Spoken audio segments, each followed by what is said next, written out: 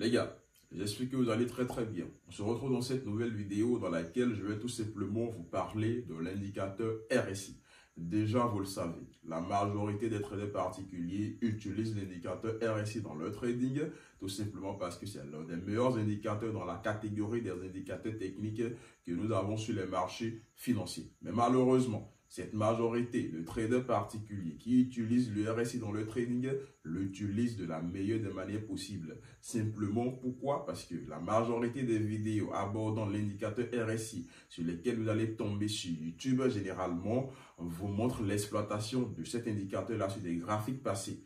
Et l'expérience a montré, les chiffres ont prouvé que à plus de 90%, lorsque vous appliquez un indicateur technique sur des marchés passés, ça marche parfaitement. Mais le véritable problème, c'est lorsque vous commencez à appliquer ce même indicateur sur un marché en live, sur un marché qui est en train d'évoluer en direct. C'est là les véritables problèmes en fait vont commencer à faire surface tout simplement. Et dans cette vidéo, nous allons essayer de résoudre en fait ce problème-là. Je vais tout simplement vous alerter sur la mauvaise utilisation de l'indicateur RSI. Et si cela vous intéresse, vous me le direz dans les commentaires. Je ferai une nouvelle vidéo sur la bonne utilisation de cet indicateur-là. Bon, avant de continuer, si c'est pour la première fois que tu me découvres, je suis Geoffroy Bokor, je suis financial trader et entrepreneur également. Et à travers cette chaîne YouTube-là, je partage assez de valeur gratuitement avec voilà une grande communauté de traders francophones. Alors si cela t'intéresse, c'est le moment véritablement de t'abonner à la chaîne, d'activer la cloche de notification pour ne plus rater les prochaines vidéos et de ne pas hésiter à me lâcher un gros pouce bleu, ça fait toujours plaisir et ça aide également la chaîne à s'agrandir. Le RSI qui signifie tout simplement Relative Strength Index ou encore en français indice des forces relatives.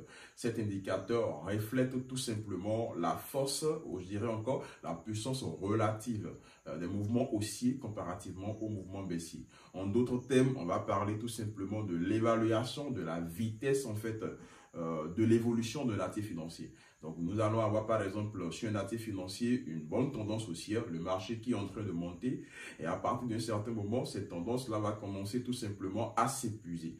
Et lorsque cette tendance-là commence à s'épuiser, forcément, ça va créer un certain ralentissement. Et ce ralentissement va directement se refléter au niveau du RSI. Dans le RSI déjà, je vais vous montrer rapidement comment vous pouvez, voilà, l'ajouter sur votre graphique sur le MetaTrader 4. Donc, ce n'est vraiment rien de compliqué.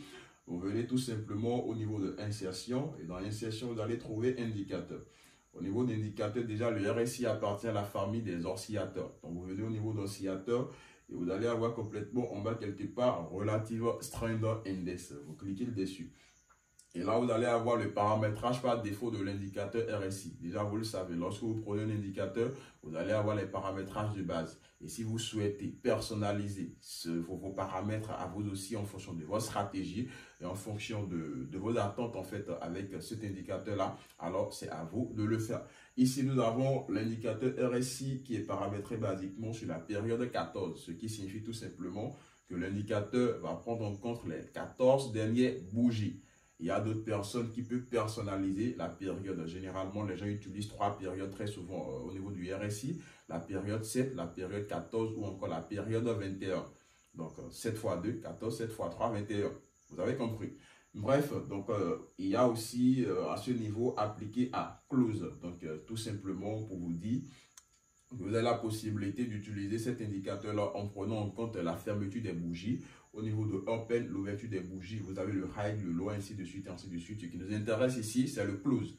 Donc, nous allons utiliser la fermeture des bougies tout simplement. Ensuite, vous allez choisir la couleur que vous souhaitez, les lignes que vous voulez et tout ça. Ce qui m'intéresse, c'est les niveaux. Donc, au niveau de cette partie-là, vous allez avoir plusieurs niveaux en fait au niveau de l'indicateur RSI. Et c'est ces niveaux d'ailleurs qui vont définir en fait le niveau de la zone de suivante, la zone de surachat et la zone neutre.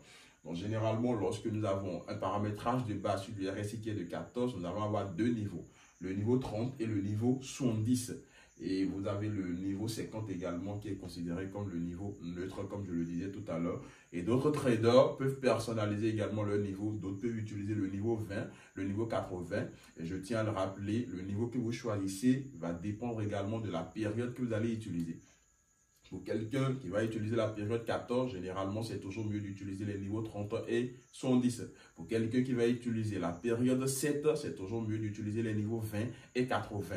Et ainsi de suite, et ainsi de suite. Pour quelqu'un qui va utiliser la période 21 également, il a les niveaux en fait qu'il va pouvoir utiliser. Ceux qui vont utiliser le RSI pour le scalping également, il y a même des gens qui vont utiliser des niveaux 10 et niveau 90. Donc c'est à vous de savoir véritablement en fonction de vos besoins et en fonction de votre stratégie, vous allez pouvoir paramétrer votre indicateur RSI pour qu'il puisse répondre en fait voilà à vos attentes sur les marchés financiers. Donc là, j'ai les 3 niveaux que je voudrais avoir, je vais tout simplement valider. Et là, vous voyez l'indicateur RSI qui s'affiche directement ici. On a l'indicateur période 14. Vous avez le niveau neutre, je dirais plutôt la zone neutre en fait qui est ici. Donc l'indicateur RSI déjà varie entre 0 et 100%. Donc vous avez le niveau, le premier niveau qui est ici, qui est 30. Nous avons 50, nous avons 70 également. Donc le niveau 30, c'est le niveau que nous allons appeler tout simplement le niveau de suivante. Et le niveau 70, c'est le niveau que nous allons appeler tout simplement le niveau de surachat. Donc au lieu d'utiliser simplement des niveaux ici, nous allons plutôt parler de zones. Donc nous allons par exemple considérer la zone 0 jusqu'à la zone 30. Donc cette zone-là. On va prendre la zone 0 jusqu'à la zone 30 et on va appeler ça tout simplement la zone de suivante. La zone entre le 30. Ça peut aller entre le 30 et le 70, c'est la zone neutre. Et à partir du 70 jusqu'au 100, c'est la zone de surachat tout simplement. Donc voilà, il en est ainsi lorsque vous utilisez TradingView. Donc là, je vais aller sur TradingView rapidement et je vais vous montrer comment vous pouvez ajouter également votre indicateur au niveau de TradingView. Donc au niveau de TradingView, c'est pratiquement rien de compliqué. Vous venez simplement au niveau de l'indicateur ici. Et vous allez taper dans la barre de recherche RSI tout simplement. Et lorsque vous tapez RSI, vous avez déjà Relative Strength Index. Donc vous le choisissez et forcément ça vient suivre votre graphique. Moi j'ai déjà l'indicateur RSI qui est quelque part par ici pour pouvoir préparer la vidéo bien évidemment. Donc là nous avons les 3 différentes zones, les 3 différents niveaux pardon dont nous avons besoin. Le niveau 30, le niveau 50 et le niveau 70. Donc généralement, comment est-ce que la majorité des traders particuliers qui utilisent l'indicateur RSI l'utilisent? On a dit que le niveau 30 est le niveau de suivante. Le niveau 70 est le niveau de surachat. Alors, lorsque le prix va descendre sur le niveau 30, ils vont commencer tout simplement à acheter. Généralement, c'est ce qui est enseigné dans les vidéos YouTube. Et lorsque le prix viendra sur le niveau 70, on va dire, voilà, le prix est suracheté, il faut éviter d'acheter. Le prix est fatigué, il faut commencer maintenant à vendre. Donc, sur le niveau 70, les gens vont commencer à vendre tout simplement. Mais les gars, l'utilisation du RSI, ça ne se passe pas comme ça. Et je vais vous démontrer tout à l'heure de A à Z sur les graphiques que ça ne marche pas. Ça marche uniquement sur des graphiques qui sont déjà passés. Alors que lorsque vous venez pour trader, vous allez trader sur des marchés qui sont en live. Donc, vous devez pouvoir vous éduquer avec des choses en fait qui vous permettent de véritablement faire de l'argent sur des marchés en live. Donc ici, par exemple, nous allons prendre des zones très concrètes. Donc là, je vous ai déjà dit, la majorité des vidéos YouTube, les notions sont appliquées sur des marchés passés. Mais là, nous allons appliquer en fait sur un marché en live afin de vous permettre quand même de voir beaucoup plus la réalité des choses. Avant de continuer, si vous souhaitez avoir accès aux différentes analyses journalières que je partage avec ma communauté de traders, ou encore conseils de trading, ou encore à quelques conseils d'investissement particuliers, je vous invite à rejoindre notre groupe Telegram de traders francophones et tout.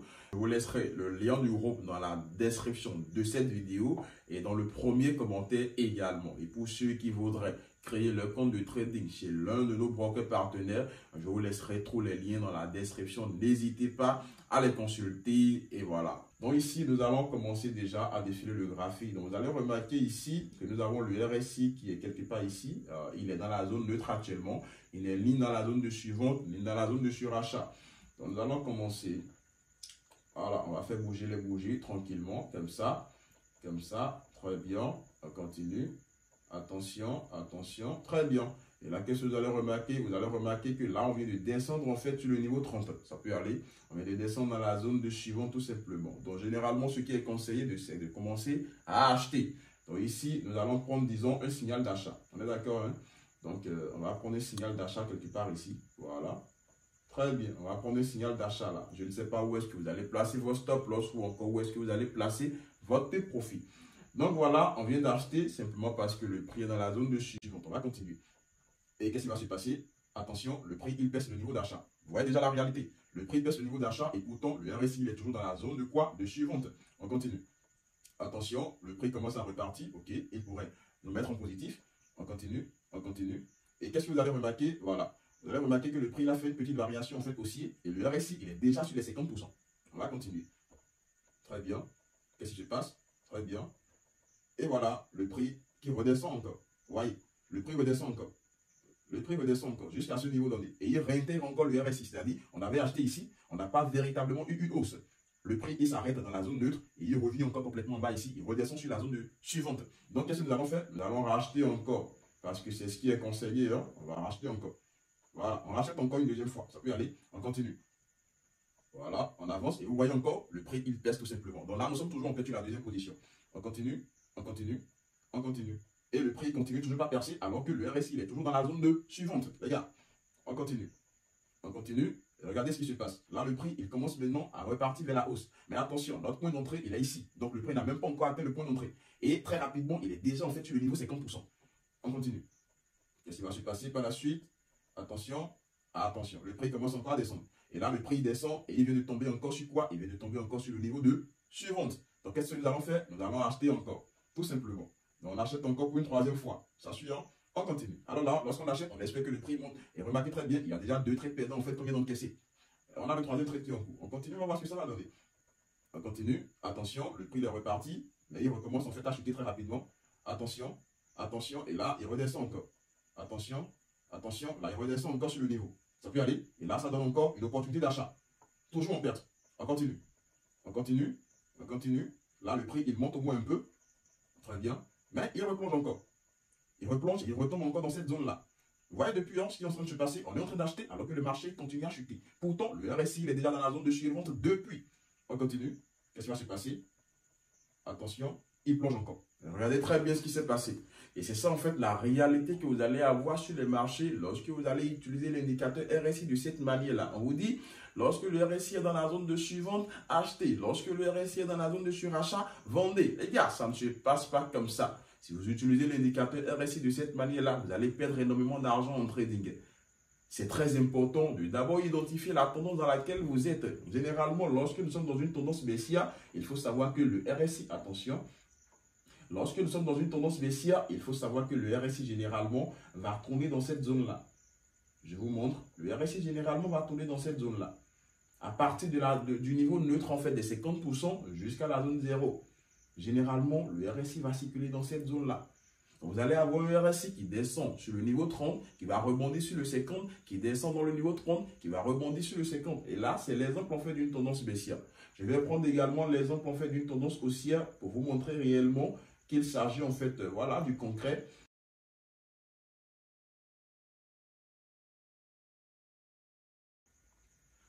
Très bien, là je viens d'avoir un exemple de tendance haussière, ça peut aller. Donc nous allons essayer d'appliquer la même règle en fait du RSI et nous allons voir tout simplement ce que ça va donner.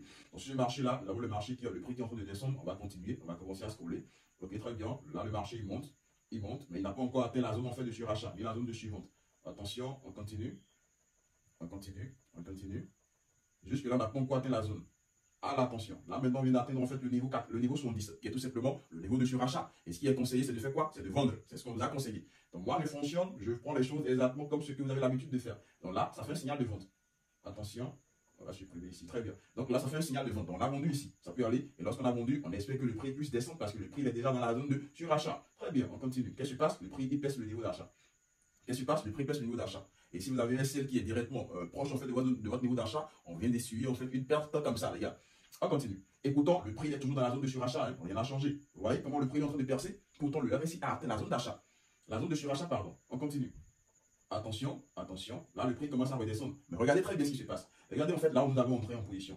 Là, nous sommes entrés en position, pardon. On est entré en position quelque part ici. Ça peut aller, ça veut dire qu'au-dessus de ce niveau d'entrée en position, nous sommes en perte. Et en dessous, on sera en gain. Ça peut aller. Et nous sommes entrés ici parce que le RSI était dans la zone de surachat. Donc, on espère que le prix puisse chuter. Mais regardez déjà au niveau du RSI. Le prix, il a chuté. Il n'a même pas encore atteint notre zone d'achat.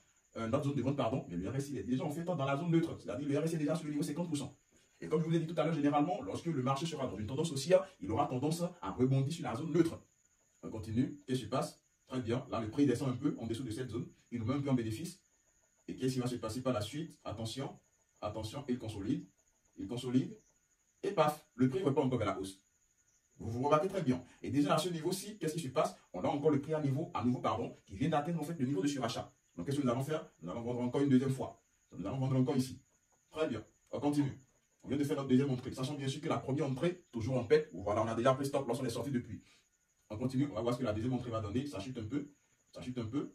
Très bien. Et là, ça replonge encore. Ah, regardez les gars. On vient d'entrer ici. Où est-ce qu'il se passe? Le prix qui perce encore. Et là, on est encore en perte. Et pourtant, vous allez remarquer que le prix, en fait, il est toujours sur le niveau de quoi? Sur le niveau de surachat. Donc là, le prix vient d'atteindre à nouveau le niveau de surachat, la zone de surachat. Donc qu'est-ce que nous allons faire? On devait déjà normalement vendre quelque part ici. Parce qu'on a atteint à nouveau la zone de surachat, quelque part ici. Hein. Voilà. Donc on aurait vendu encore quelque part ici. Donc troisième signal, troisième trade, en fait, qui est toujours en pète. On continue. On continue. On va voir qu'est-ce qui va se passer. Là, le prix chute un peu. Vous voyez, et quand le prix chute très rapidement, il atteint en fait les 50%. Très rapidement, il atteint les 50%. Et il ne revient même pas en fait à notre niveau d'entrée. Donc depuis en fait 3 positions, c'est rien que des pertes que nous sommes en train d'essuyer. Ça peut aller. Là, qu'est-ce qui va se passer? On va très bien. Le prix rebondit encore sur les 50%. Vous voyez très bien. Et là, il descend un peu. Mais là, on n'a pas de position encore parce que la dernière position qu'on a prise, en fait, on l'avait prise ici. Vous voyez très bien la logique des choses. Hein?